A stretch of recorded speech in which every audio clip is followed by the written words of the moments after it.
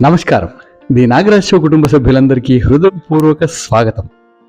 1893వ సంవత్సరం చివరి రోజుల్లో స్వామి వివేకానంద అన్నీస్ క్యామ్ అనే ప్రాంతంలో ప్రొఫెసర్ జెహెచ్ రైట్ గారింట్లో బస చేశారు.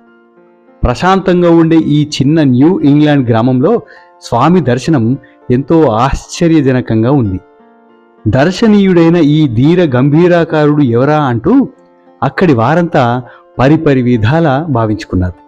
మొదట్లో అతడు భారతదేశం నుంచి వచ్చిన ఒక బ్రాహ్మణుడు అనుకున్నారు. అయితే అతని తీరు, సాంఘిక మర్యాదలు మొదలైన వాటిని వారు గమనించలేదు.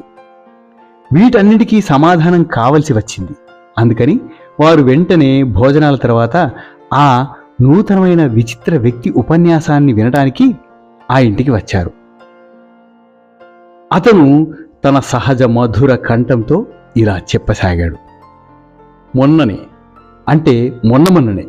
చాలా కొద్ది కాలం క్రితమే, అంతా కలిసి 400 ఏండ్లు కూడా కాలేదు అని ప్రారంభించాడు.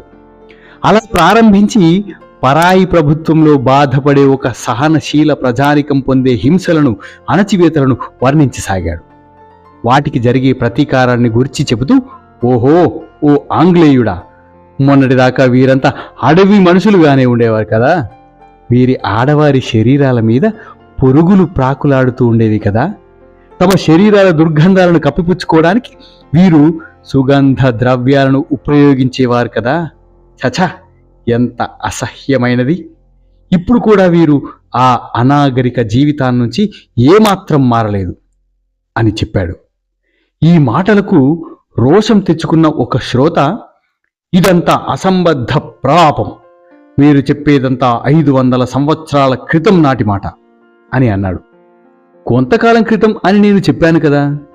మనిషి ఆత్మ ఎంత ప్రాచీనమైనదో తెలుసుకుంటే కొన్ని 100 సంవత్సరాలు దానిలో ఏమాత్రం అని స్వామీజీ స్నేహ మర్యాదయుక్త స్వరంతో చెప్పారు.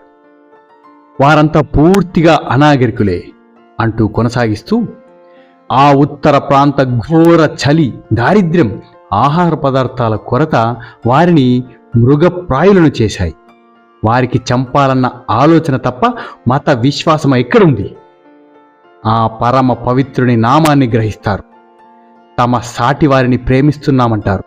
లోకానికి నాగరికతను బోధిస్తారు. అయితే క్రైస్తవ మతం ద్వారానా? కాదు. వారిని నాగరికులను చేసింది వారి ఆకలే గాని వారి దేవుడు కాదు.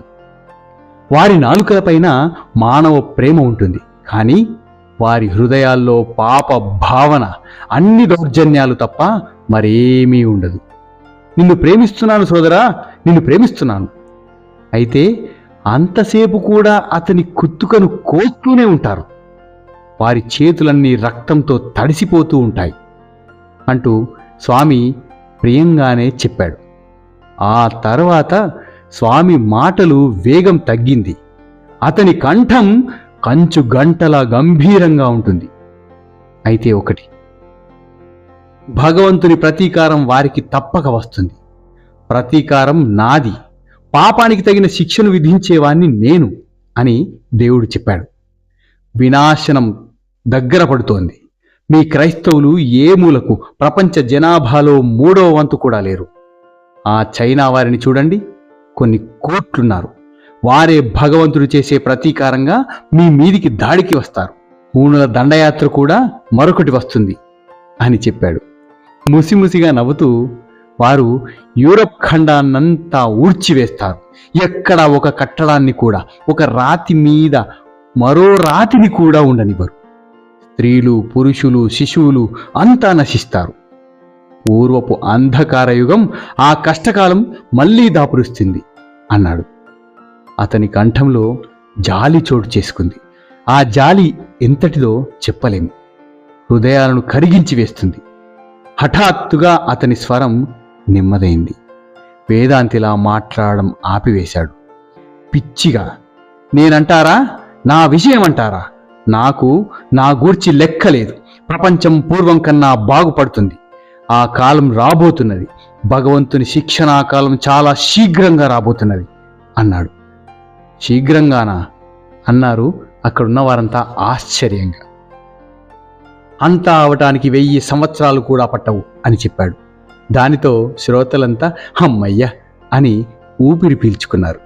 వెంటనే అది జరగదు కదా అని శాంతించారు. స్వామి మరలా కొనసాగించాడు. దేవుడు తప్పక ప్రతిఫలమిస్తాడు, శిక్ష తప్పదు. కానీ అది మతంలో, రాజకీయ విషయంలో కనిపించకపోవచ్చు, చరిత్రలో కనిపించి తీరుతుంది.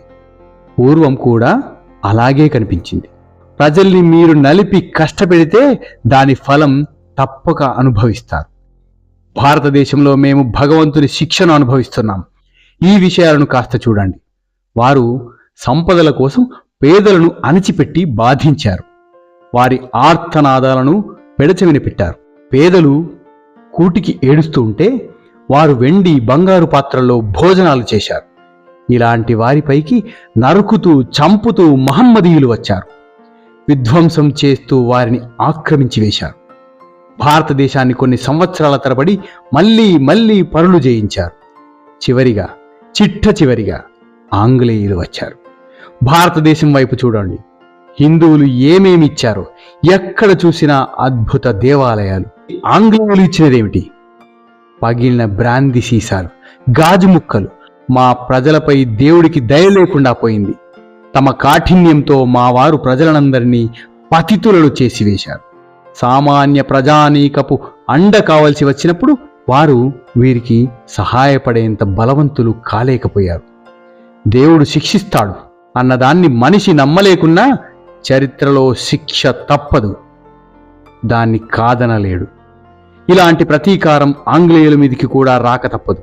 వారు మా మెడలను తమ పాదాలతో అణిచిపెట్టి ఉన్నారు. తమ విలాసాల కోసం మా నెత్తురును చుక్క మిగలకుండా త్రాగివేశారు. మా ప్రజలు గ్రామాలకు గ్రామాలు, పరగణాలకు పరగణాలు కూటికి లేక అల్లాడిపోతుంటే వారు మా ధన సంపదలను కొల్లగొట్టి కోట్ల కొలదిగా తీసుకువెళ్లారు.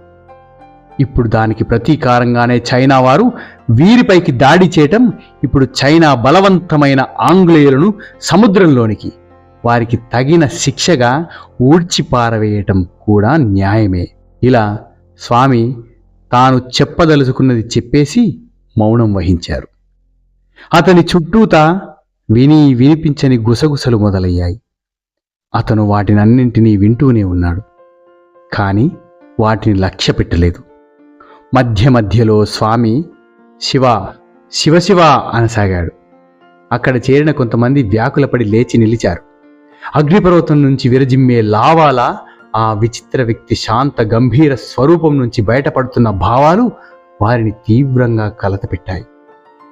వారి చిత్తం క్షుద్ధమైపోయింది. ఆ ప్రాంతంలో స్వామి కొన్నాళ్ళున్నప్పుడు దాదాపు వారం రోజులు, వారం తుదిలో కాస్త ఎక్కువ సమయం స్వామి తన ఉపన్యాసంలో ఉదాహరణలుగా చక్కని కథలు, వృత్తాంతాలను చెప్పారు. అతను చెప్పిన చక్కని కథల్లో ఒకటి ఇది. ఒక ఇల్లాలు తన భర్త లోపాలను ఎంచటం, ఇతరులు బాగుపడుతూ ఉంటే అతను బాగుపడకుండా ఉన్నాడని ఎద్దేవా చేయటం ఈ కథలోని ఇతివృత్తం. ఇన్నాళ్ళు నువ్వు సేవించినందుకు నీ దేవుడు నీకు చేసిన మేలు ఇది సుమా అని ఆమె భర్తను ఎత్తిపొడిచింది. అది విని అతను, దేవుని విషయంలో నేనేమైనా వ్యాపారం చేస్తున్నానా? ఆ పర్వతాన్ని చూడు, అది నాకేమి ఉపయోగపడింది? దానికి నేనేం చేశాను? అయినా దాన్ని చూస్తే నాకెంతో ఆనందం. అలాగే నేను భగవంతుణ్ణి ప్రేమిస్తున్నాను. నా తత్వమే ఇంత. చక్కని వస్తువులంటే నాకెంతో ఇష్టం అని ఆమెకు వివరించాడు. స్వామి చెప్పిన మరో కథ. ఒక రాజు ఒక ఋషికి దానం ఇవ్వడానికి పూనుకోవటం దీనిలోని కథావస్తువు. ఆ ఋషి తనకి ఏమీ వద్దని చెప్పాడు. అయినా రాజు అతన్ని ఎంతో బలవంతం చేశాడు. తన నుంచి తప్పక ఏదైనా పుచ్చుకోవలసిందేనని వేడుకున్నాడు. చివరికి గత్యంతరం లేక ఋషి రాజుతో పాటు అతని రాజభవనానికి వెళ్ళాడు. రాజు ఋషిని కూర్చుండబెట్టి తాను దైవాన్ని ప్రార్థించసాగాడు. దేవా, నాకు ఐశ్వర్యాన్నివ్వు, అధికారాన్నివ్వు, దీర్ఘాయువునివ్వు అని కోరుకున్నాడు. ఋషి అదంతా విన్నాడు. ఆశ్చర్యపడి వెంటనే తన చాపను చంకన పెట్టుకుని వెళ్ళిపోసాగాడు. అది చూసి రాజు స్వామి స్వామి వెళ్ళిపోతున్నారేమిటి? మీరేమీ నా వద్ద నుండి తీసుకోలేదు అని ఋషిని ఆపాడు. ఆ ఋషి భిక్షగాన్ని నేనేది అడగను అని చెప్పి వెళ్ళిపోయాడు. క్రైస్తవం ప్రజల్ని ఉద్ధరిస్తుందని ఒకరెవరో స్వామితో అన్నారు. అది విని స్వామి తన కన్నులను విప్పి తీక్షణంగా చూస్తూ, క్రైస్తవం మానవులను అంతగా ఉద్ధరించితే మరి ఎథియోపియన్లను, అబిసీనియన్లను ఎందుకు ఉద్ధరించలేదు అని అడిగాడు. సన్యాసి విషయంలో ఇలా ప్రవర్తించేంత ధైర్యం వారికి ఉండదు అంటూ స్వామి తరచుగా అనేవాడు. ఆంగ్లేయ ప్రభుత్వం తనను పట్టుకొని దహనం చేస్తే బాగుండేది అని కొన్ని సమయాల్లో స్వామి అన్నాడు. అలాంటి సందర్భాల్లో వారి శవపేటికలో ఇది మొదటి చీల, అంటే పూడ్చడానికి మొదటి ఎత్తు అవుతుంది. నా మరణం దేశంలో దావానలంలా విజృంభిస్తుంది. అతని ఆదర్శం సిపాయిల తిరుగుబాటు. భారతదేశ ప్రథమ స్వాతంత్ర సమరం నాటి రాణి ఝాన్సీ ఆమె యుద్ధభూమిలో వచ్చి స్వయంగా సైన్యాన్ని నడిపించింది. నాడు తిరుగుబాటు చేసిన వారిలో కొంతమంది తమను గుప్తంగా ఉంచుకోవడానికి సన్యాసులయ్యారు. సన్యాసుల భావాలు అతి దారుణంగా కనిపించడానికి ఇదే కారణం. విన్నారుగా, స్వామి వివేకానంద బ్రిటిష్ వారికి వ్యతిరేకంగా బ్రిటిష్ వారి కర్కశ పాలన గురించి తిరస్కరిస్తూ ఇంగ్లాండులోనే చేసిన అద్భుతమైన ఉపన్యాసాన్ని మీ ముందుంచినందుకు నాకెంతో ఆనందంగా ఉంది. ఇలాంటి మరో అద్భుతమైన స్వామి వివేకానంద వారి ప్రసంగంతో మరో వీడియోలో మీ ముందుకు వస్తాను. అంతవరకు సెలవు. ధన్యోస్మి. శుభం భూయాత్.